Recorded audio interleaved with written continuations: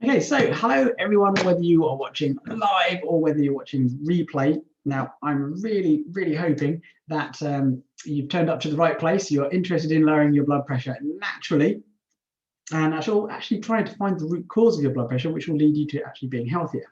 And so if you're watching on this replay and you haven't already got the email instructions, then just go away right now and go and take your blood pressure. Take 5 minutes to do some deep, relaxing breathing and take your blood pressure, and then come back and watch, because I want to see if we can actually lower your blood pressure while you watch this live. And when you're watching the replay, you can actually pause to do some of these things as well.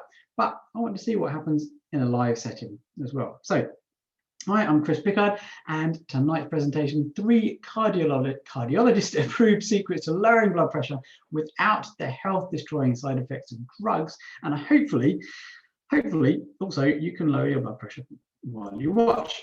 So congratulations on taking the time, whether it's live or in the replay, to actually come and join this workshop, because it basically means that you're part of the 1% of people who actually want to take action. You're looking to take action. You're looking for a proven process to lower your blood pressure, rather than just trying to find some quick fix pill or potion. You don't want to take medication after medication after medication, leaving a side effect after a side effect. And you are concerned about your future health and the complications of untreated high blood pressure. This webinar is not, or this workshop is not, if you are happy taking drugs for the rest of your life. Okay, if you're not coachable and willing to learn, then turn off. If you have a fixed mindset, and if you have no ambition to grow and to be taken out of your comfort zone to explore something new. So if this is you, then my big promise for you this evening, or anytime you're watching this, is today I'm going to share with you what's possible, okay, if you can overcome the myths that are getting in the way of you taking action, if you can remove the barriers that are getting in the way of you taking action, and then if you can understand the causes of your problem, so you then take that action needed. So that's you. Just go, yeah, at home or in the chat, doesn't really matter. Just do something to acknowledge that you're going to take some action. So if you watch this all the way through, and again, of course, if you're watching at home on the replay, you can do this however you want at your own pace, because we want stress-free learning and stress-free doing. So if you stay to the end, though, I'm going to go through the 3 biggest myths that are actually stopping millions, well, it's probably billions of people from actually achieving optimal blood pressure. It is just astounding, these myths. Okay, and then 3 secret major causes of high blood pressure that drugs just cannot treat, current drugs anyway. And the part of your body, I'm going to sneak it in under the radar a little bit, the part of your body nobody thinks about when it comes to treating blood pressure, but it's really important. And then the miracle molecule for heart health and blood pressure. And it's key for so many different problems in the human body. And also I've got extra bonuses like the 6 questions to ask your doctor. If you want to get hold of all of those, then I'll tell you how to get hold of those. And also, really importantly, I'm going to tell you what the next step is after this webinar if you want to do more. And also, I'll tell you how to get my miracle molecule training. And also, yes, I'm going to show you how to use a towel to lower your blood pressure, which reminds me, I must go and get one. Or take a brief moment, a brief pause. A towel to lower your blood pressure. Okay, and also I'm going to tell you what camels have to do with, or what camels have got to do with lowering blood pressure as well. It was something fairly new. Okay, so for those of you who do not know me, I am Chris Pickard, Bachelor of Science, originally trained as a chiropractor. And I'll tell you a little bit about my story as well in a minute, because it puts things into perspective for you. I'm a functional health and lifestyle consultant. I'm a metabolic fitness master's program member, which that probably means nothing to you. And I'll probably strike it out for this next time I do this. But something that really is important for you to know is that I wake up every morning, okay, inspired to try and get other people excited about their future health, rather than, as we get old, we're going to get ill, I'm going to get depression, or I'm going to get diabetes, or I'm going to get blood pressure problems, I'm going to get arthritis, I'm going to get dementia, I'm going to go the same way as my parents. What you're going to find out today is that genetics are not your destiny, and you can get excited about what is possible. And the other thing is, I am also absolutely passionate about peace. Some of these childhood things get drummed out of us, but I am passionate about peace because I truly believe that world peace starts with self-peace, and self-peace actually starts with self-health. And if you're healthy in yourself, you're peaceful in yourself, you're more likely to create better decisions. You're hopefully going to help inspire others to create better decisions. You can have a rising tide of health consciousness, which is also going to lead to a rising tide of peace consciousness as well. So that's my hope, and I'd love it if you could join me on my journey to peace as well as better blood pressure. I'm the first UK graduate of the Cardiovascular Health Institute, which basically means I have been trained by cardiologists. I'm an ex-beekeeper. I'm an allotment owner. There's me with a strawberry. I'm now a dog owner. She's 5 years old now, and I have a teenager and a 20-year-old as well. Now, I also have my picture in the Guinness Book of Records, 2014 edition, page 70 something, and that is a life-size picture of, I'm one of those people in there. It's a tiny picture. The only way you know it's me is because I'm telling you it's me in that picture, and it's for something very silly. You can ask me about that if you want to, but it's nothing amazing. Okay, but yes, I am. Oh, what's happened here?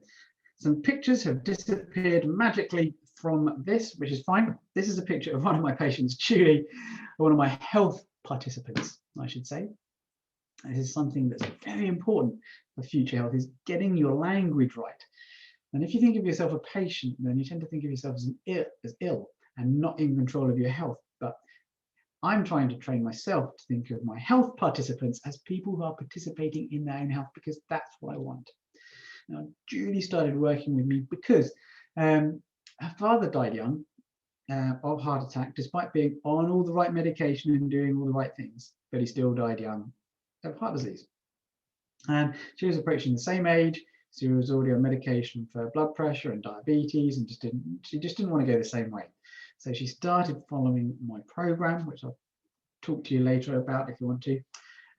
And she halved her blood pressure medication, she halved her blood medication within 6 weeks, and after 8 weeks she stopped it altogether. She also lost 14 pounds, and all of the aches and pains that she put down to arthritis and aging, they went within the first 6 weeks as well. So all kinds of things are possible. Heart disease, the pictures have gone. Never mind. Okay, so this is just a picture of a heart here anyway. One of the reasons why I'm here is because heart disease is actually still on the rise. Okay, the number of people with heart disease, despite all the drugs, despite all the sort of dietary advice that's going out there, it seems to be wrong, and heart disease is going up. And part of that drive is because of blood pressure. High blood pressure is rising. NHS figures show that the proportion of men with hypertension increased from 28% to 30%. So that's, at least 1 million, I think there. And rates of women rose 1% towards 26%.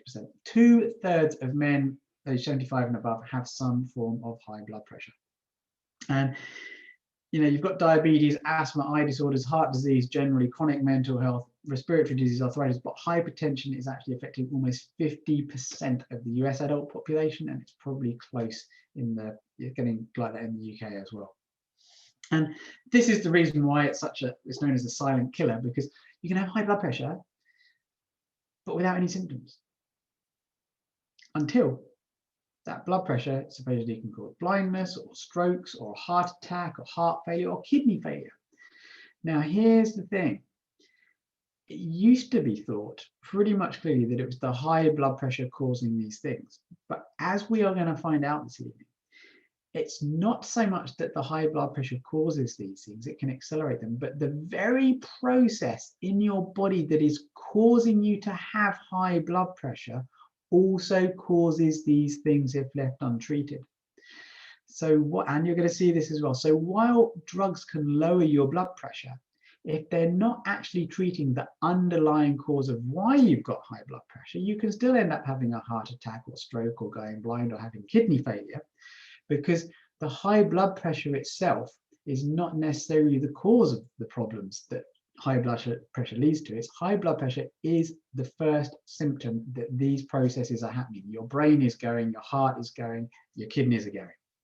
So it's not just about lowering the number, it's actually fixing it so you don't need the drugs. I cannot stress this enough, and you're going to see the proof, okay, that lowering the numbers is not what you need to actually focus on unless it's happening naturally. So right now, okay, if you haven't already taken your blood pressure, stop, turn this off, go and take your blood pressure, okay? So because I'm doing this live, I'm not going to wait, because you can do this later. What I want you to do instead, though, okay, right now, have a yawn. Have a yawn. Now, why do I want you to yawn? Well, here's the thing, folks. Yawning has many uses, and our body will actually get, if you're actually continually yawning all by yourself, it's not a good sign. Okay, if you're yawning all throughout the day, it's a sign of many different things. But if you actively try and yawn, one of the things that it does is it actually improves the blood supply to your brain and cools it down, and it shuts off the parts of your brain that are responsible for basically making you stressed about almost nothing. And when you actually yawn, just yawn, if you can, just yawn, and just sit there and just try, just feel that feeling in the brain of almost silence that happens afterwards, because it literally is, it's shutting down parts of your brain, and it's also allowing other parts of your brain to cool down by improving the blood flow. And yawning, because it also stretches around here, activates various nerves, and it actually helps lower your blood pressure.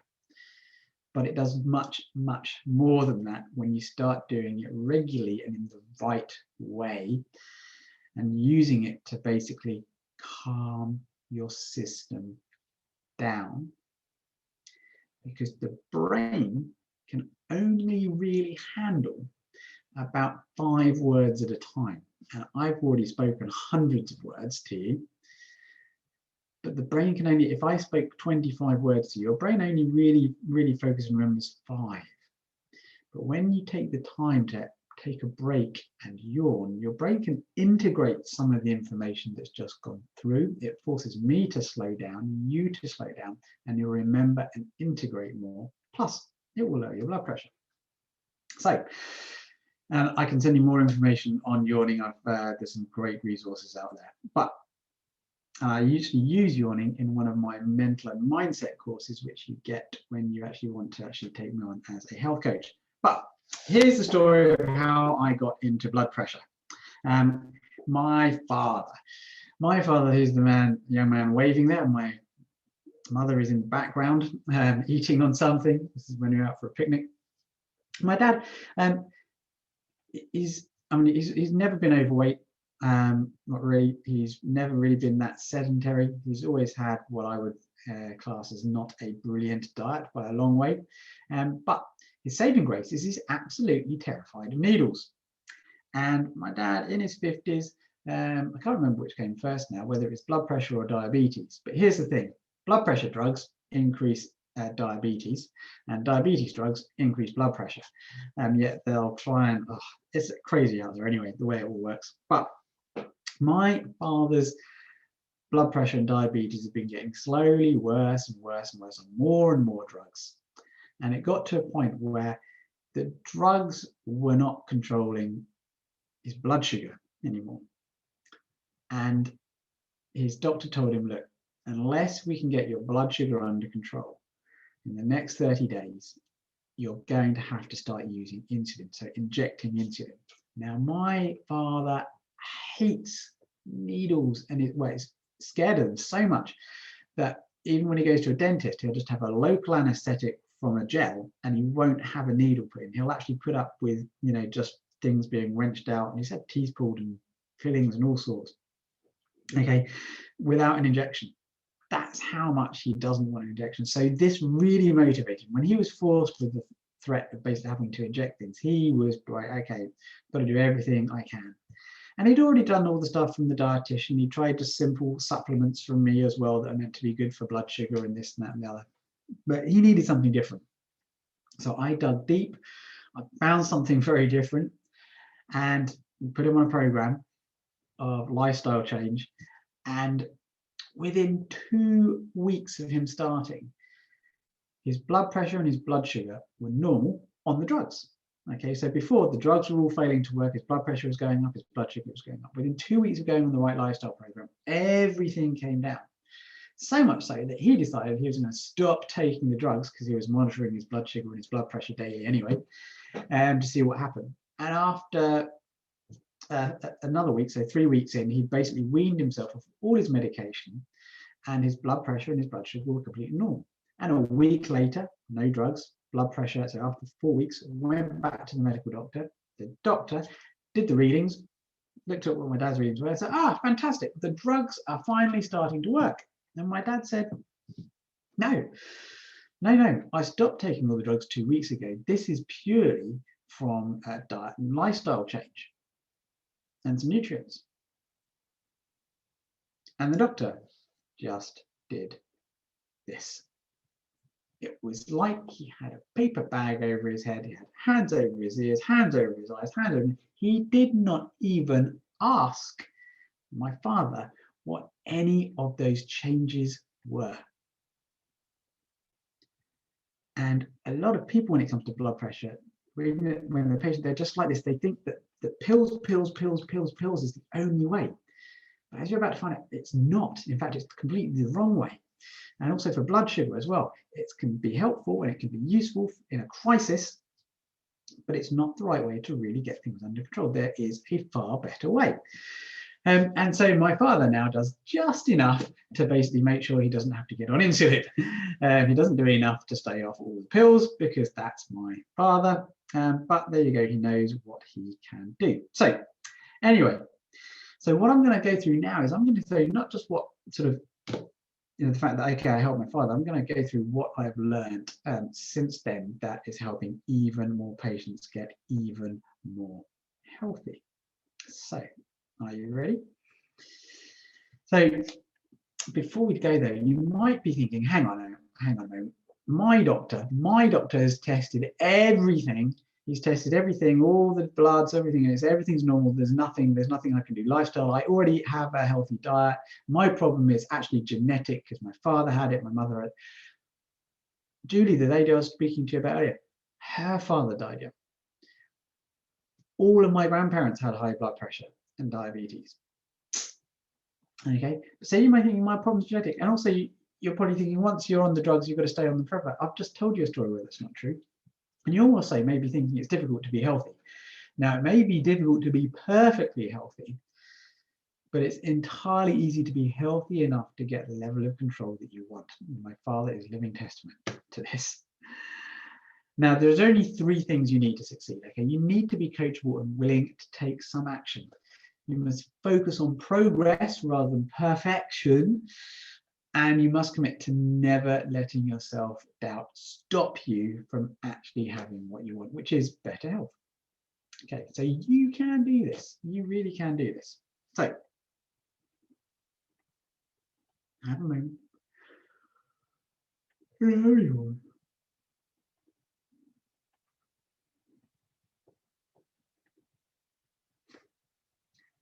And in that piece, just what's the most significant thing that you've just learned or you can remember from the past 5 minutes since the last yawn? And just write it down. Write it down. Because this will help you be a key and a trigger to remember some of the really important things. Or maybe just a word came to you that may not have anything to do with what you've just been learning, but just a word or something came to you. Just write that down.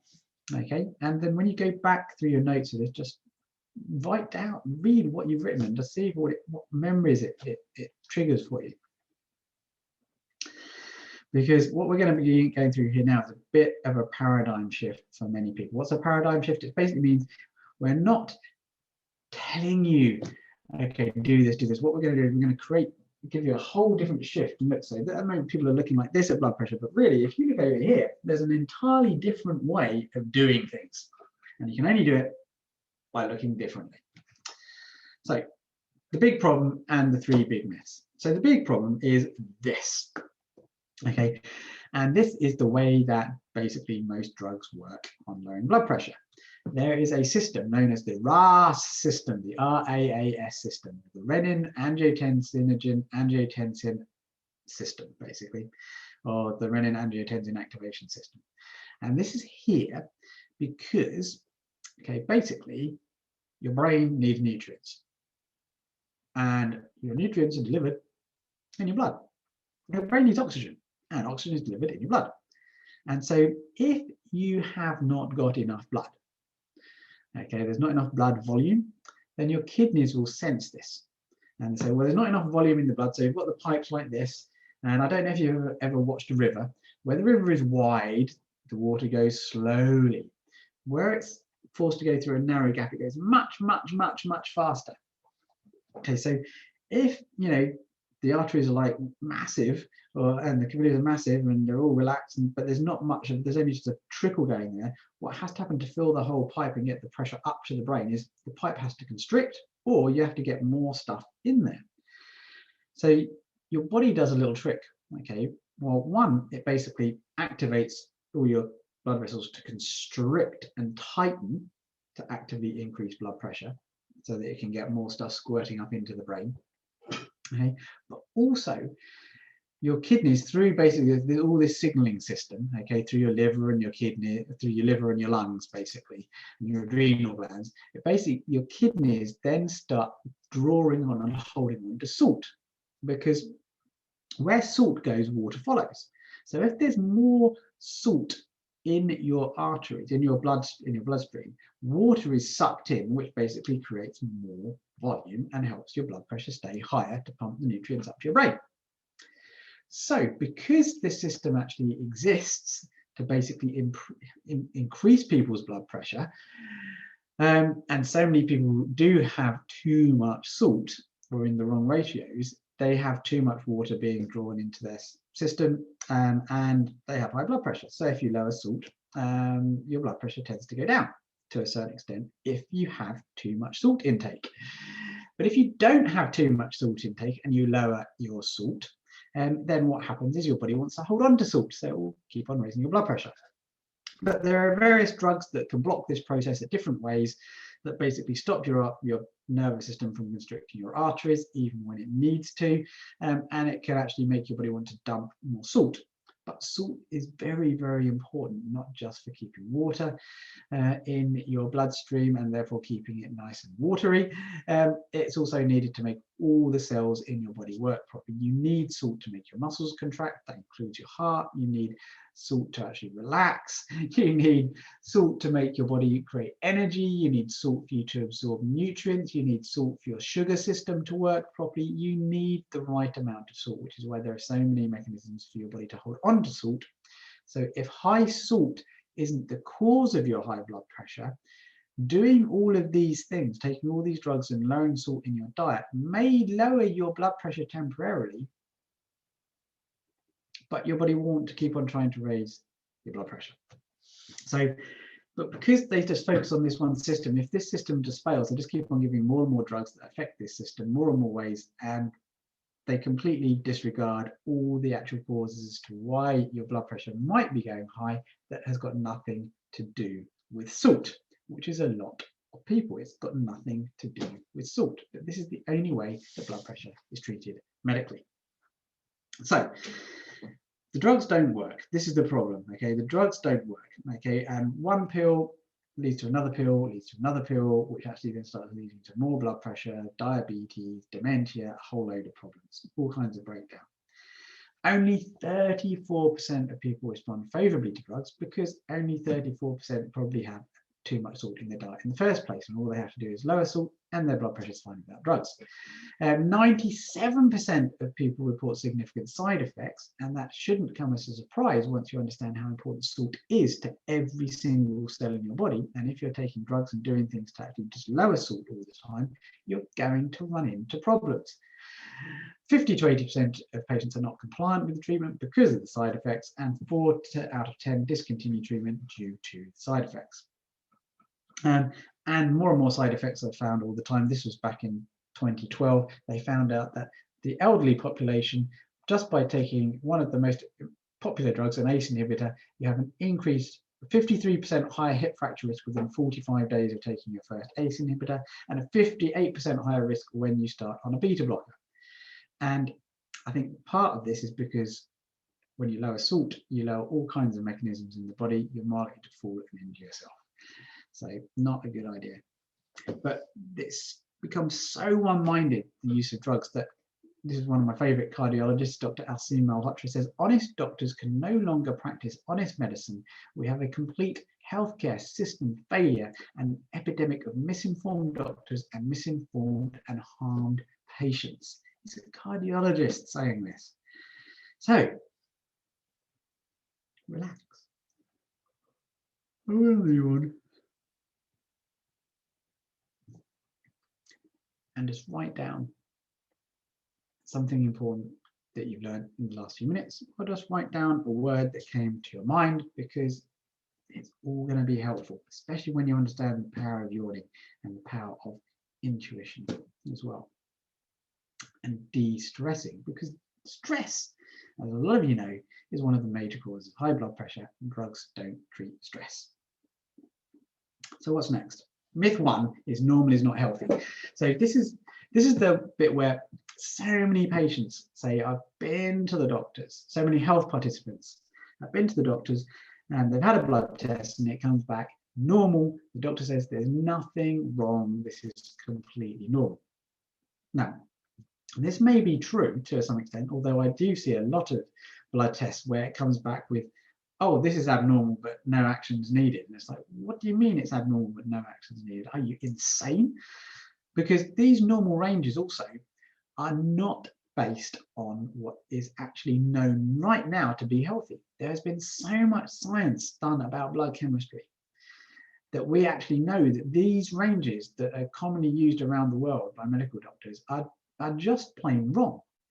And we also know that there's a lot of ratios and interplays between all these different components that actually means a lot more than just looking at the normal range. So all these numbers, according to not just to the doctor, but according to just actually looking at the numbers, they said, well, that's all normal, there's nothing wrong. But there have been a group of people, okay, that have taken the time to extensively research what is in all the scientific papers and all the scientific journals about what actually the healthy numbers are, what they all really mean, and what can cause some of them to look fine when they might not be when you look at another number and you actually then correlate them all together. So knowing all that, I've learned extensive. I've been trained in blood chemistry analysis. So this is normal, but there's 1, 2, 3, 4, 5, 6, 7, 8 of these numbers are actually scientifically proven to be outside of the healthy range by either being too high or too low. And so this could indicate problems with the liver, it could indicate nutritional deficiencies, it could indicate, look, if you don't get this fixed, you're going to have heart problems. So all of these things, like say the serum HDL cholesterol, that's actually not where it should be. Serum LDH, this is a liver enzyme, this is supposedly healthy, but it's not. Serum total bilirubin level, it's thought to be healthy, but it's really not. The mean cell volume, this is the size of your blood vessels, this is actually not healthy at all. Red cell distribution width, this is a major sign of heart disease when it goes over 13%. So there's a lot of things that are wrong. Okay, neutrophil count, this is one of the red blood cells in the body. This is too high for health, and it indicates a number of different things. So I ask patients, okay, to bring me their normal healthy blood tests so that I can actually then delve into it and help find out what's really wrong.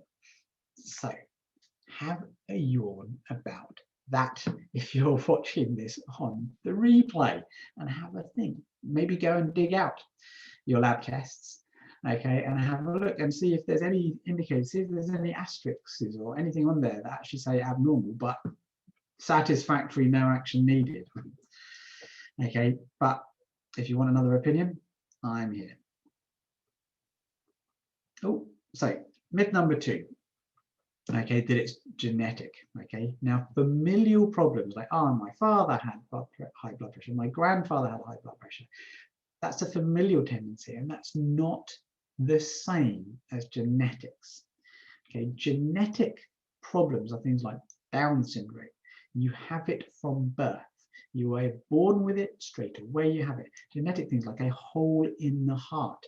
Genetic things like actually being born as a dwarf, or being born as a man, or being born as a woman.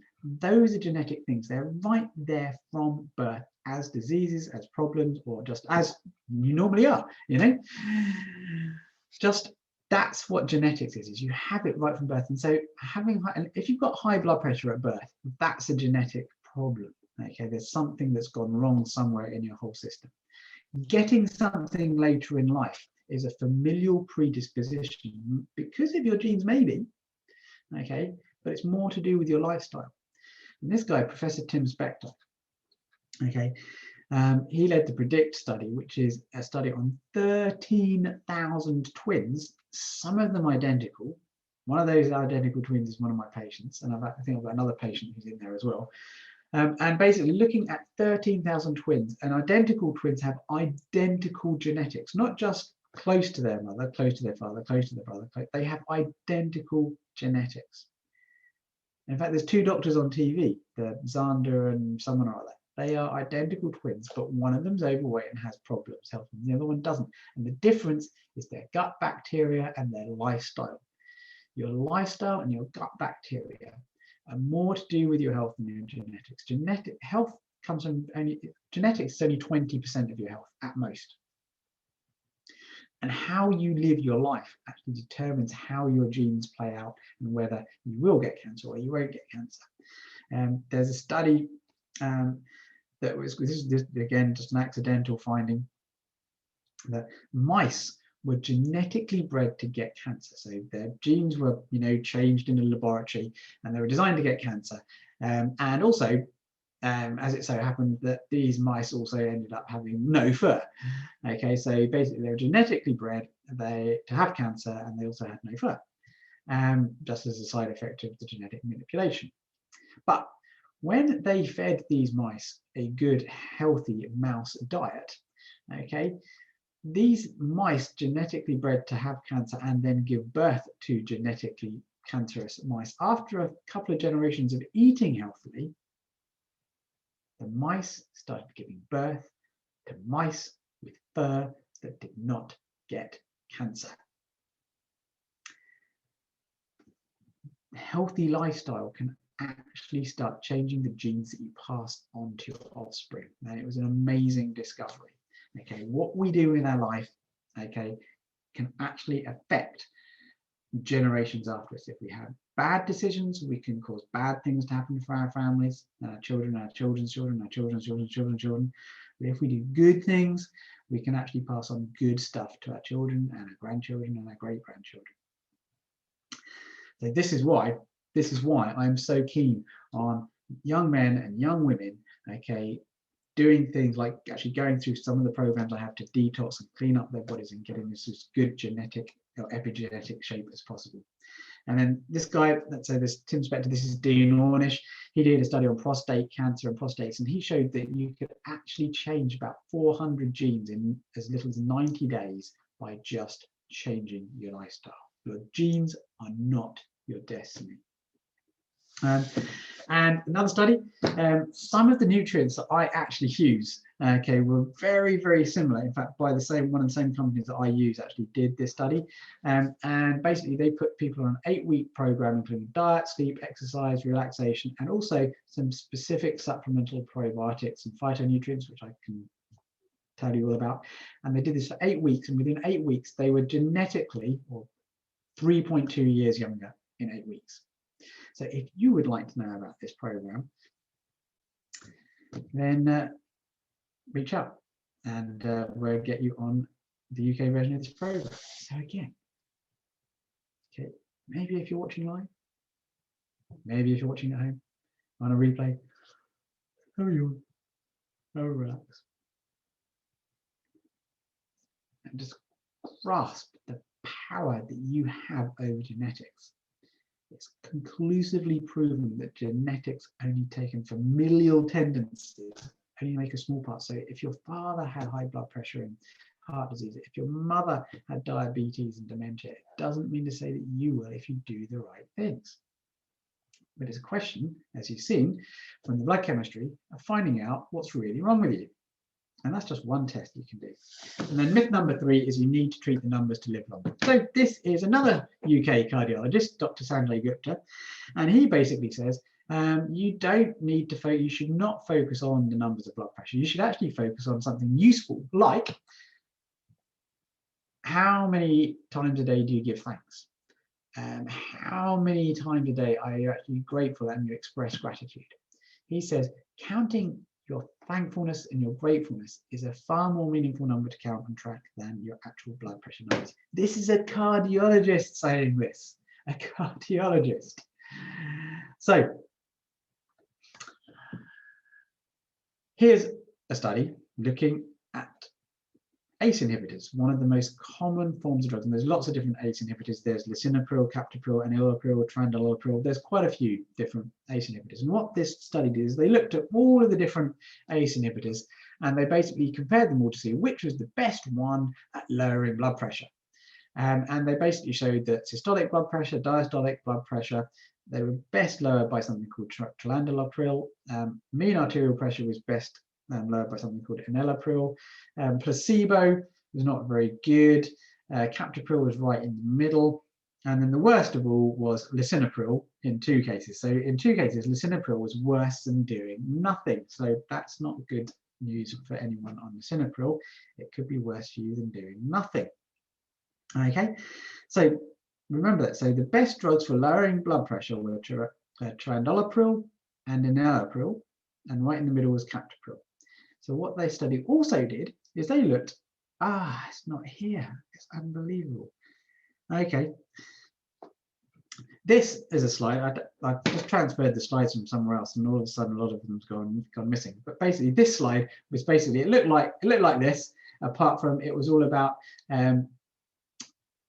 what was the best drug for decreasing kidney disease. Because remember, at the beginning, I said that one of the problems that was thought to be caused by high blood pressure is kidney problems.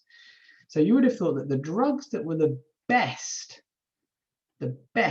at lowering blood pressure would be the best at decreasing kidney disease. Well, it actually turned out that captopril was the best at lowering kidney disease and was far better than trandelapril and enalapril.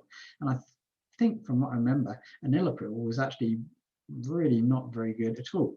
I'm going to have to recheck and get these slides checked again. And then what they also did is they looked at what's called all-cause mortality, i.e. what was the best drug at saving your life. And so lisinopril, which is the worst at lowering blood pressure, was the worst drug. And enalapril, which is actually one of the best drugs, okay, here at lowering blood pressure, was actually not very good. Captopril was right in the middle. And look what was better than all of them, placebo, apart from ramipril. And so placebo was actually better, even though you had drugs that were great at lowering blood pressure, and captopril, which was great at lowering kidney disease. Doing nothing was actually better than taking the best drug for decreasing kidney disease and the best drug for lowering blood pressure. And a drug that didn't really show up in the other studies, ramipril, was actually better than doing nothing. So if you actually want to actually live a healthy life, don't focus on the numbers. I'd get on ramipril if I was going to be on a blood pressure lowering drug until you've actually fixed it naturally, because ramipril is probably the only ACE inhibitor there is that's better than doing nothing, even if it does lower your blood pressure. So doing nothing is better than almost any drug at keeping you alive, even if those drugs do lower your blood pressure. So have a bit of a yawn. Have a bit of a yawn and have a think about what this means for your drugs. Are you taking ramipril, or are you taking one of the other drugs? And are they lowering your blood pressure? But what does that even now mean? if a drug is lowering your blood pressure as opposed to your body lowering it naturally.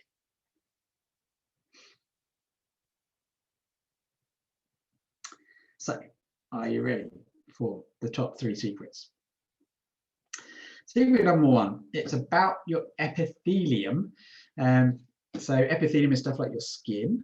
Okay, epithelium is the stuff that lines your throat. It's the stuff that lines your gut. It's the stuff that lines your lungs. It's on the inside of your heart. And the specialist form of epithelium on the inside of your arteries and your veins and your heart is actually called your endothelium. Okay, so but just think of them as the same at the moment because it's easy.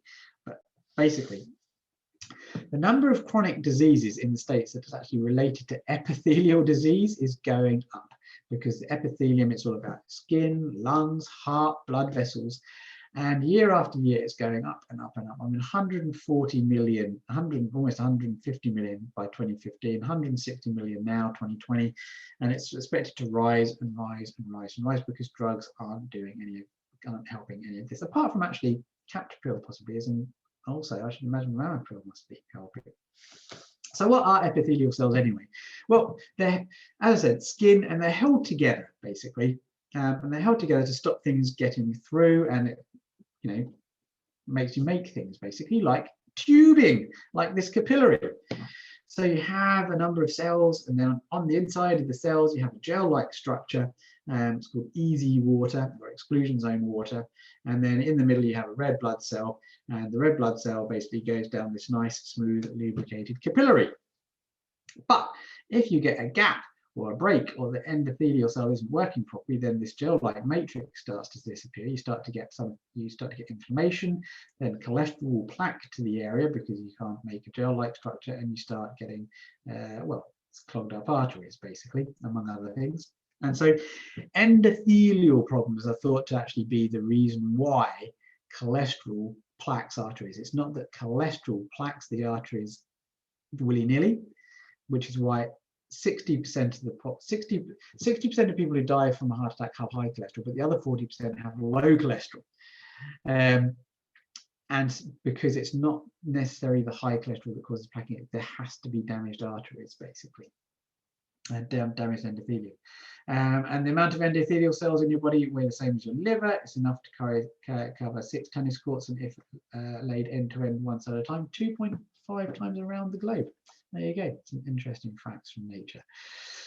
But also, endothelial cells, or epithelial cells rather, I should say, line your gut. And so if your gut epithelial cells lack the gaps between them, then it allows bugs and bacteria into your blood vessels, into your bloodstream, where they can start becoming infected and affecting the endothelial cells and causing inflammation, which then causes damage, which then causes plaquing. So it's possible that your blood pressure problem can actually be coming from an epithelial problem in your gut, letting bugs and bacteria and undigested food in that causes damage. And intestinal inflammation of the gut lining actually starts causing all sorts of things like nutrient malabsorption, compromised immune system, and all kinds of other problems. So epithelial, endothelial function, very, very, very important. It's something we look after in the clinic. And there's all kinds of different things that are risk factors for it. But what they all do is they help upset the oxygen nitric oxide balance, which then starts causing endothelial dysfunction, and then starts causing things like heart attacks, peripheral vascular disorders, stroke, etc. But there's lots and lots of things that add into this. Okay, so what I want you to take home from this is the fact that there's a simple cause, endothelial dysfunction, but there are lots of things that add to it that you can do something about. Okay, now, and here's the thing. The most important thing in actually causing healing is your bones. Yes, because it's within your bones you have your bone marrow, where certain cells are made, including the basic starter of your endothelial and epithelial cells. You need bone marrow derived progenitor cells, and without them your system can't actually heal.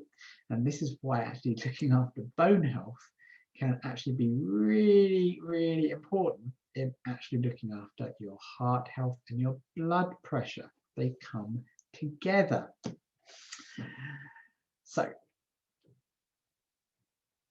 have another break. Have you on? Feel the peace. and think about what you've just learned. So, secret number 2, pollution and toxins. This is huge. It's massively underplayed in normal medicine, but it's such a bit of environmental doctors, environmental scientists, and environmentalists, full stop, know that this stuff is killing our planet and it's killing us. But did you know that air pollution is directly causing high blood pressure in children as well as adults? Probably not. There's all kinds of different pollutants, and they all affect us in different ways, often through our endothelial system, by the way. And there's no such thing as an acceptable level of toxins. What has been found, okay, this is a great study, low-level toxicity of chemicals, no acceptable levels. What has been found is that if something is toxic to us, it's in, if they find out, well, how much is it going to kill us? Well, this much. And if there's a certain amount, okay, our body can detect it and kick it out without killing us. But if there's an almost undetectable, well, if there is an undetectable amount of this toxin that's getting into our body that our body can't recognize because there's so little of it, it can still start causing local damage. And then you get another bit in your body from another toxin that's unrelated that is still undetectable from our body, it starts causing more damage. But what has also been found is when these small amounts of toxins get together in the body, they can actually start causing a lot more damage when they combine together. One of those is actually glyphosate, which is a herbicide that's found on most fruits and vegetables these days, even if it's organic, because organic fields tend to be next to non-organic ones, and the glyphosate gets over onto them anyway. And it's inside, it gets inside the fruits and vegetables. So the glyphosate, when it interacts with, I think it's it interacts with something that we actually make called zonulin. No, it's something it's within wheat. Zonulin is found in wheat, I think. And basically, when glyphosate and zonulin get together, they start ripping our epithelial cells in our gut apart and allowing leakiness to happen. And then that leakiness gets in and starts causing destruction throughout the entire body. So basically, one of the reasons why wheat, and so many people have problems with wheat, even if they're not gluten intolerant, is not because it's just the wheat, it's because of the herbicide added to it. And it gets inside the body. And you're not safe, okay, wherever you are. Associations between plasma persistent organic pollutants, so I'm not talking about organic food, I'm talking about things that have been made, or pollution levels and blood pressure in Inuit adults from Nunavut. So basically, even if you're living miles away from any supposed pollution, there's still a link that this pollution is causing high blood pressure. Even whales are suffering from high blood pressure. Yes, air pollution, no, sorry, but even whales are suffering from air pollution. This was in Science Direct. No matter where you are in the world, air pollution is going to get you. You don't have to live in London. You don't have to live next to an M25. There are things you can do about it as well. This is one of the things I teach my health participants about what to do.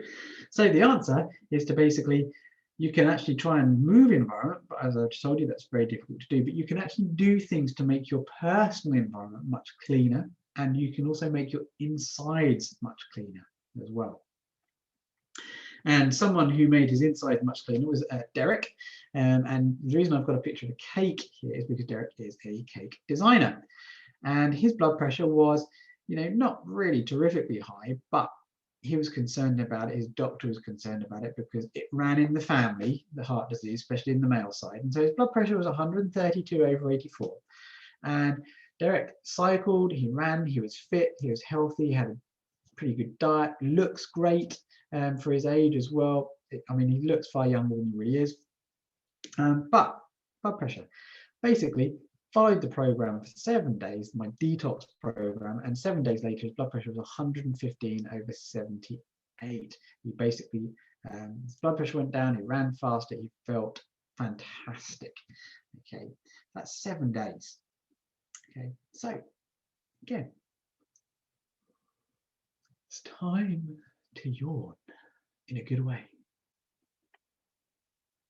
Just think, could you be toxic? Well, the answer is yes, and I could go through an entire webinar presenting study after study, slide after slide, basically showing how toxic we all are and why we all need to do something about this. Okay. Secret number 3, the missing link, the immune system. Now, this is actually what really got me into actually doing stuff about this since the lockdown. Because at the beginning of the lockdown, at the beginning of COVID, it was seen pretty quickly that people with high blood pressure were in one of the highest risk groups of dying from COVID. And so a lot of people were wondering why. And so we kind of thought, again, you can read this slide later, that there is an interplay between the immune system and the blood pressure problem. We thought maybe blood pressure is starting to cause immune dysfunction, or maybe it's because stress. We know that stress can cause high blood pressure, but stress can also cause cancers and immune system problems. So there's something happening that, there is a link, okay? But what some clever scientists from Edinburgh found out just before COVID all kicked off, but no one spoke about in the press apart from me, was blood pressure secondary to immune problems. Researchers led by the University of Edinburgh discovered that macrophages, that's part of your immune system, scavenge for and eat molecules of a powerful hormone known as endothelin. Now, remember I was speaking about endothelium? Well, endothelin is something that affects our endothelial cells, but in a bad way. But we need it. We need endothelium. We need certain amounts of endothelin to help control things. But when it gets too much, it starts causing high blood pressure. And we need macrophages to make sure we're actually eating too much endothelin. So we make it for a certain reason, but too much of it is bad for our blood pressure. And they found that basically by improving the lifestyle of, they use mice, then they made more macrophages and the endothelin levels went down, and so did their blood pressure. And there are a number of different ways that our lifestyle all interact and cause endothelin levels to go up or down. One of those things, again, you may have noticed it, is nitric oxide. If you don't have enough nitric oxide, your endothelin levels go up. So elevated endothelial plasma and pulmonary arterial pressure in children exposed to air pollution. So again, we've got this combination, okay? Something attacking our endothelium, okay? We've got air pollution, okay? There's also water pollution and food pollution, as I've spoken about. There's all kinds of toxins. And children, our children are being affected by this. So if you think that your high blood pressure, okay, which isn't responding to drugs, is a familial problem, and your doctor has not spoken to you about air pollution, they've not spoken to you about the endothelium and how to make your endothelium really healthy, then they are missing major causes of future health problems. Endothelium is also related to other problems as well. I'm going to get rid of that slide. And so again, this was looking at the white blood cells of a patient, okay, and the neutrophil account 4.76 in the normal range, lymphocyte count 3.08 in the normal range, monocyte count 0.62 in the normal range, but they're actually all far higher than what is known to be healthy. And neutrophils, for instance, in order for neutrophils to work, they actually need and use up lots of nitric oxide. And if you haven't got enough nitric oxide, okay, because your neutrophils have used it all up because they're doing something, then your blood pressure is going to go up and your endothelium levels are going to go up and your macrophages won't work very well. So it's all really quite complicated. But these are all signs as to why this problem was having problems. It was their immune system. We need to help their immune system, and we need to also find out what the immune system was trying to do, because the immune system isn't just about fighting bugs and bacteria and viruses, it's also about fighting inflammation. So this is why, for instance, pain can be the cause of people's high blood pressure, because pain and inflammation can cause high blood pressure. But, and this is really important to understand, is painkillers and anti-inflammatory drugs, okay, they're marketed as anti-inflammatory and they may be over a short period of time, like maximum 3 days, but after 3 days, anti-inflammatory drugs actually increase inflammation, and they're related to increased blood pressure and heart problems because they destroy endothelium, for instance. So anyway, this is a picture of a marvelous young James Scrimshaw, who, again, we put him through a program and he lost 19 pounds in 2 months, okay. People started thinking he looked a lot younger, and also, this is getting back to the immune system side of things, his eczema, his reflux, that all cleared up. He basically got rid of his pathway, got rid of his reflux. So he got healthier and healthier. Okay. So again, take a few moments. Take a few minutes. Yawn.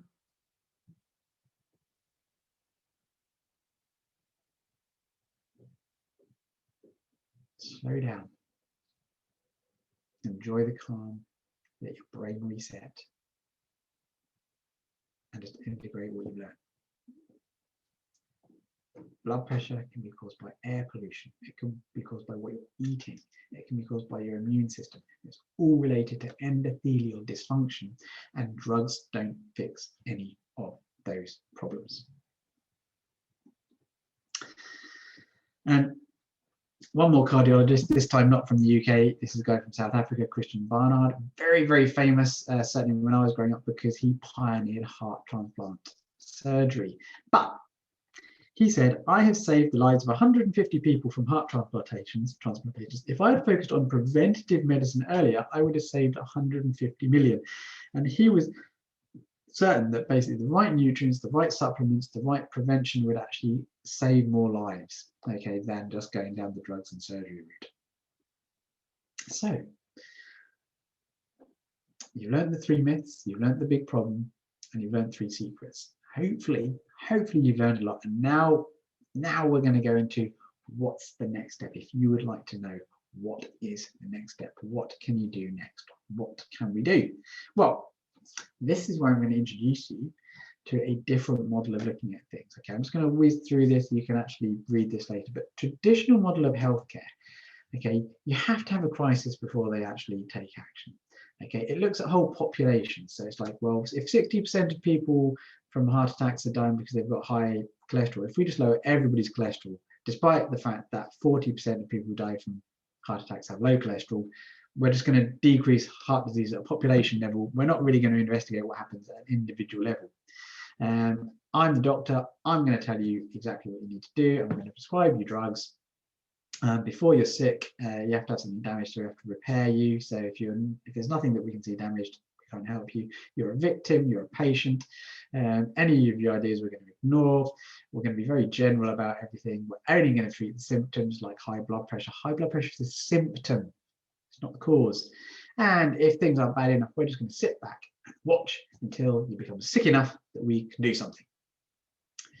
Whereas the aligned health model is really focused on prevention, precision, giving service, coaching people. People are health participants, not patients. We enhance. You don't have to be sick before you can actually enjoy the power of the aligned health model. We empower people. They're not patients, they're health participants.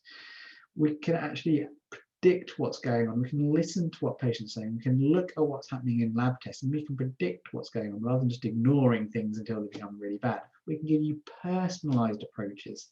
We can be very holistic. We can go to the root causes, and you participate in your own health. And in order to do this, okay, you need a plan. You need a system. And this is the system that I basically use. It's called the Magnificent 7 Health Strategies. Now, your health, okay, is primarily down to how well your body's working. Are you exercising enough, or are you not exercising enough? How's your brain and your nervous system working? How's your bowel? Are you digesting? Are you getting all the right raw materials you need? And all these things are fed by the Magnificent 7, which are think right. Are you thinking right? Are you talking and communicating right? Are you communicating internally? Are you communicating externally? Because it does matter, because there's lots of evidence that says that it's also really important to communicate on the outside to affect what's happening on the inside of your body.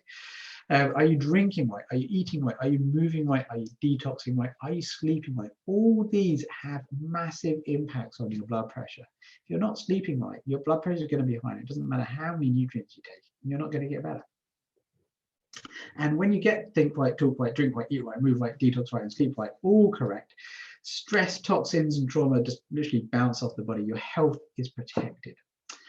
And when you implement the Magnificent 7 process, you can expect to just reduce your body fat, just not by trying to lose body fat, just by doing the right things. Tone up, have more energy, feel better about yourself, develop what I call a bulletproof mindset, have freedom with your nutrition, break free from calorie counting. I mean, calorie counting is useful, but you don't want to live your life by a number. Okay, become fitter and stronger, reduce the risk of high blood pressure, or just reduce your high blood pressure, and reduce the risk of heart disease, diabetes, and many other preventable illnesses. The side effect of actually putting the Magnificent 7 into effect is you just get healthier. And there is a specific Magnificent 7 for blood pressure, and they are NO for communication, which is nitric oxide, easy water, the paleo dash diet, and there's a number of different diets, and we actually try and find the right diet for you. What's called the Goldilocks exercise program, which is, are you having enough exercise or are you having too much? Because too much exercise is bad for your blood pressure, especially if you're toxic and undernourished and you're not creating enough nitric oxide and your immune system's inflamed. Then there's the detox protocol, which is called the blood pressure blitz, circadian rhythms, which is, are you getting enough sleep, rest, and repair, and building resilience, which is looking at hormesis, which is whatever doesn't kill you makes you stronger, versus stress, and actually using tiny stresses to actually make you more resilient to stress. So if that sounds cool to you, then just go, yes, that sounds cool to me. In your brain, I want that. So again, just relax. Yawn. Let yourself just integrate the idea that there are these 7 magnificent health strategies that can really change your life and the life of those around you. And which brings me, I do want to very briefly talk about the miracle molecule, which is nitric oxide. NO is one of the most important things when it comes to all kinds of aspects of health, but it's important to get right as well, because it's not just about raising nitric oxide, it's about controlling nitric oxide, because there's lots of different facets to it, and that's what I go to in my training on nitric oxide. But basically, nitric oxide decreases as you age, and nitric oxide is actually used to help kill bugs and bacteria. It's used to dilate blood vessels. It's also used as a signaling molecule in your brain to keep you feeling great. And nitric oxide is one of the things that's helped made in that exclusion zone structured water area on the inside of your capillaries. It's in there, and if you don't hydrate and get nitric oxide working together, it can cause problems, and especially if you don't have enough of the right things. And this is an easy way to make sure you're hydrated with nitric oxide at the same time, which is basically eat lots of fresh beetroot and vegetable juice. There are other things as well, but this is a great way for many people to start. And for a lot of people, this solves the problem. Okay, so just try it. Okay, 1 organic beetroot, 2 raw organic carrots, half an organic cucumber, 3 stalks of organic celery, 1 fresh lemon, add water, blend it all together, drink it every day. Try it. I mean, again, you might not like it, you might like it, you might just get on with it, and it's a great way to just make sure you get lots and lots of good stuff that's going to help your system. Everything. There's going to be more benefits to nitric oxide in that. Okay, and I got that from Al Sears, MD, again, another medical doctor that I follow when it comes to living a long life. So let's now get on to something else practical that you can do, especially if you actually want to see if this lowers your blood pressure straight away. Okay, so what you could do right now, I'm just going to stop sharing. Where are we? You want to stop the share, that's good. And I am, is there someone in the chat? Yawning is relaxing, breathing doesn't depend on drugs, that's correct. Okay, fantastic. So here we are. So I have a towel. Now, if you squeeze a towel as hard as you can and then try and estimate about 1/3 of your strength, and you just hold it and grip it, 1/3 of your strength for a couple of minutes. Okay, and the rest. In fact, before you try this, okay, take your blood pressure and see what it is right now. See if it's actually low. From doing some yawning and learning, see if actually your blood pressure is lower than it was an hour ago before you started. But after you've done that, then try this. Okay, squeeze this for 2 minutes, then relax for a minute, maybe do some yawning. Okay, maybe look at your notes for a minute, and then do the other hand. Okay, so squeeze as hard as you can, and then try and guesstimate about 1/3 of the strength. Okay, Now, what this does is it helps actually raise nitric oxide levels in the veins and arteries of your forearm, and then gets washed through your body. And now it may not actually lower your blood pressure immediately, which is because I'm more interested in the immediate effect of yawning for the experiment of lowering your blood pressure while you watch. But you can try that, and it may lower your blood pressure, okay, within a few minutes. But when you actually start doing this once a day, okay, so 2 minutes, relax for a minute, 2 minutes, relax. Doing this once a day for a period of just a few weeks has been shown to help start decreasing your blood pressure. Not very much, but it does make a difference. But if you want to be more accurate, you can get a proper what's called dynamometer from Amazon. This is an expensive one. This is like £30. It's digital, and you can program in your age and all sorts of things, and it tells you how well you are. But you can also get ones with just a little gauge that, and so basically what you can do is you squeeze as hard as you can. Okay, that came to 39 kilograms, and then I'll just do the other side as well. I'll change it to pounds. Okay, 77 pounds. So you basically just divide 77 by 3, and then you just can hold it, and then you can see what a third of your strength is, and it basically just stays, you know, as long as, so you can actually see if you're lacking and slacking off your grip. And now you can buy an expensive device that costs 200 quid that does an even more accurate job and gives you other feedback, but really you just need something like this. Okay, and you can get a version for a £5, which is just a gauge that you can just actually look at, rather than a digital one with batteries in, and that's all you need. So you can get a really simple gadget, basically, that's better than a towel. Okay. Now, there is something else that I want to share with you, and that's this breathing technique that, again, you can actually get a device to blow through that basically makes it harder for you to breathe. But basically, when you actually improve your lung power and your lung strength, again, it helps decrease your blood pressure, especially over time. So what you can do is you can do this for 2 minutes. Then instead of doing nothing, you could do some yawning and relaxation, but I think it's going to be even better to do this. Okay, just put your fist up to your mouth, okay, and you maybe have a little hole and just practice breathing, making your breathing harder, basically, for 30 seconds, not 30, 30 breaths in and out. Okay, so maybe you don't want to do this, then this and this, maybe you want to do this afterwards. Okay, but basically just, so again, you could try this right now and check your blood pressure a couple of minutes later, but then you might want to try this, okay? And depending on how big the gap is, it will depend on how hard it is to breathe. Just do 30 breaths, wait for a bit, check your blood pressure. But again, it might not have any immediate effect, but after 5 or 6 weeks of doing this once a day, doesn't take long to do 30 breaths, starts making your lungs more powerful. Again, if you're someone who's very unfit, this simple way of improving your lung strength and lung power can have tremendous effects on your ability to breathe. Great for asthmatics, great for chronic obstructive pulmonary disease, great for heart disease, great for so many different things. Okay, so easy to get fitter and stronger if you just think, you know, realize you don't have to go and run a marathon. Okay, so if you're watching this on the replay, go and try those. Check your blood pressure and email me and let me know if your blood pressure was lower just from doing the yawning so far. Did the towel grip have any immediate effect? Did the breathing in and out 30 times through a closed fist? And again, you can make it less closed or more closed. If it's totally closed, you're going to feel it really difficult to breathe. And again, you can get expensive devices, but you can just improvise.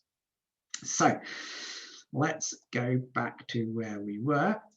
So those are a couple of things to try, and we've done the breathing. So again, feel free to have a yawn if you want to, but hopefully you've had a break, you can come back. Okay, so what is next? Okay, how do you learn about what's really going on with you? Well, this is where the 21st century beat blood pressure consultation comes in handy. Okay. What we do is we take a comprehensive look at your cells, your systems. There's various questionnaires that we use that look at specific symptoms that are linked to certain organ systems in your body. Okay, and then once you've actually had a look at your lab tests that you may have already had done, we spend 55 minutes reading between the biological lines to create a customized plan of action for your health goals. And we can identify the #1 action that you need to start taking right now to start getting your blood pressure down so that you can start applying the blood pressure brakes. And you know, we will get access. There's always, or I have access to the most cutting edge cause-based functional lab tests as well. So if you require further testing beyond what we've already done, we can get that actually arranged. And what I'm going to do here as well, copy, I'm going to put this in the chat, perhaps. No, where's that going then? Oh, here you go. So if you want to basically book a consultation, you can just go there. Let's go back to here though, because this is far more important. So basically, once you've actually got everything together and once you've actually got the forms in, then I can actually start giving you an idea about what is your nutritional status, how well are certain organ systems in your body working, and what are the top symptoms, because there are certain symptoms that can be related to toxicity, for instance. There are certain symptoms that can be related to gastrointestinal breakdown. And then I use something called the cell blueprint as well, which really gives us a great deal of insight into, are your cells being provided with all the raw materials they need? So how's your sugar handling? Are you suffering with micronutrient deficiencies? And we can give you a score. Is your system under attack by bugs and bacteria and parasites? Is your system being bathed in all the right things? Are you dehydrated? Are you too acid? Are you too alkaline? And we can give you a score. We can give you a reading of your health status that is actually easy to understand, hopefully. We also can take your meaningless to you health data that looks like this, and we turn it into something that looks like this, which is still probably meaningless to a certain degree, because it says, at least it gives you where the optimal levels are and where your levels really are. But we take it one step further, and we can actually tell you whether this all means that your blood sugar isn't being handled, whether you might have metabolic syndrome, whether your system might not be able to digest nutrients very well, have you actually got anemia starting to actually become a problem. And we can actually break down your lab test results where you've been told are normal, and we can actually turn it into something meaningful so you can take action from. Now, the full cost of the Beat Blood Pressure 21st Century Style consultation is usually £397, but if you book via this link, you will see that the offer price is actually just £197, so you will save £200 by just having watched this webinar and got this far. So you can go and do that now. If you wish to, you can book in, or you can just come back, book in and come back and watch this. I'll just carry on watching. Basically, this is Dr. Kushal in Ireland, and she went through the program and she lost 15 kilograms in 2 months. And also, which is great because she had a young child at the time, just a few years ago, she can now get down to the floor and back up again without using her hands, which is actually a key indicator of health. Did you know that? Did you know that being able to get down onto the ground without using your hands and back up again is more important than actually your blood pressure in determining whether or not you're going to be alive in the next 10 years? It's quite amazing. Now, the blood pressure consultation, I have 100% money back guarantee. If you are not happy, okay, then I will just give you your money back. If you don't think it was value for money, if you don't think you learned anything, or you think this is a complete con, then you can have your money back, because I'm pretty certain that I'm going to help you a lot. So once you've actually gone through the consultation, this is basically discovery. So the next step is basically we're going to discover what's going on with your system. We're going to have a look at biotoxins, environmental toxins, micronutrient deficiencies, nervous system interference. We're going to have a look to try and see if we can understand the cause of your high blood pressure. Okay, so that's the discovery part. Okay, and then once we've discovered what's going on, we can give you a customized program. Now, the thing is I think you're probably realizing that if you do nothing about your blood pressure, it's likely you're going to get worse. And if you just maybe improve your health a little bit, maybe eat some of the right foods, maybe take some supplements, maybe don't just rely on drugs, you might be in the same place in 3 years that you are now. You might not have got any worse. But with the customized program that's put in place, not only might you have great results in the next few weeks, in 3 years' time, you may be a completely different new version of yourself with even brighter prospects.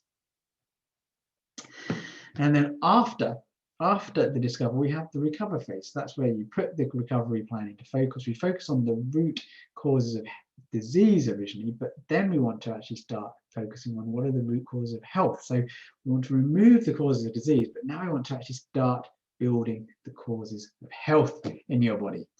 Okay, so this is where we go from basically just doing some general stuff about getting rid of crud and rubbish, where we actually start getting hyper-targeted nutrition and dietary and lifestyle advice to basically biohack your way into your body to make it work better. And so we're going to create purity, optimize nutrients, and maximize your psychology. Then we have thrive, which is where we get even deeper into the root cause of health, and we help you develop a customized lifestyle plan for you to keep using it year in, year out to build more and more health so you can live a long, healthy life. So, oh, and a picture is missing here as well. So this is the first time this happened, is transferring the slides. It's gone from, say, the discover, the recover, and the thrive. There we go. And a longer, healthier life is the goal. So before we wrap up, I just want to tell a little story. I'll give a little story. This is something I learned from one of my mentors, Dr. Jack Wilson. He's a cardiologist in the States. And he says, like, take these two people, okay? Similar age, similar weight, both have the same blood pressure, but one of them has good blood pressure without any drugs, and the other one has good blood pressure with drugs. So if they've both got the same blood pressure, but one of them is taking drugs and one of them isn't, which one would you rather be? Do you think that the one taking drugs to get good blood pressure is as healthy and it will live as long and has the same risks as someone who isn't taking drugs? Or do you think that someone with normal blood pressure with drugs has actually still got a problem? Because the one on drugs is definitely more likely to live longer. So if you don't take any action at all, then your arteries are going to go looking from smooth and lovely endothelium to rusty pipes that are clogged up. So without action, rusty clogged pipes. With action, you can rejuvenate. Okay, so if you haven't already stopped, okay, and checked your blood pressure, now's actually the time to recheck again. But this time, okay, this time, 51-year-old.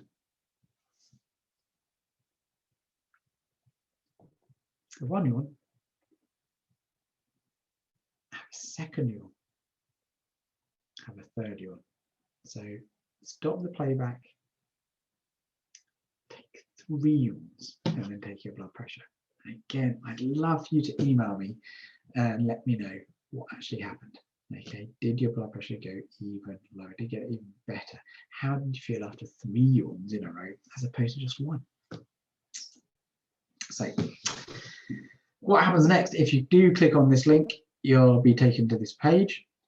Okay, and then there'll be a form to fill in with your name. It should automatically have blood pressure consultation already ticked. If it doesn't, just tick it, fill in your details, and complete your order. Then once you've completed your order, it will take you to this page where you can make a booking. It should say, click on the one that says beat blood pressure in the logo. And there might be energy consultation up written here now, but basically click on the one with the logo. If you click on the wrong one, you'll basically get to a page that doesn't, that's missing. Great. If you click on the right one, it will take you to a page where it actually gives you some times and dates to choose from. If you click on the wrong one, you'll have no times and dates to choose from. So you just go back and click on the right one, and then you can book, and you can book in a time. And as soon as you've actually booked in a time, email me and let me know so that I can start sending you the right forms and things to fill in. Natural approaches, I want to remind you that they work. Okay. They have less bad side effects, but they have many, many more good side effects because they improve multiple areas of health and well-being. Okay, so hopefully we can agree that if you've been watching this, you do have high blood pressure, and therefore you do have hidden health issues, and you want health optimal. You want optimal blood pressure if you're watching this and you want to do it without drugs. And so if that's you, then sign up. You've got nothing to lose, 100% money back guarantee. And so for £197, you will discover what's really going on. You'll discover an immediate quick win to turn your blood pressure brakes on, up-to-date lab test analysis, miracle molecule training. That will be sent to you when you book as well, and your chance to be one of the first to go through my new 8-week anti-aging program, if it's the right thing for you to do straight away. So, yes, camels.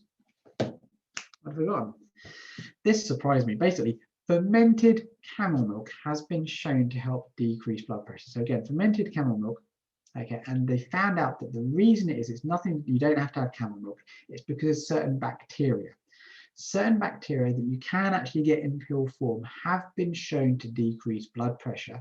So again, this has got nothing to do with the salt system, it's got nothing to do with the drugs that certain bacteria in your gut can help you lower your blood pressure, and you do happen to find it in fermented camel's milk.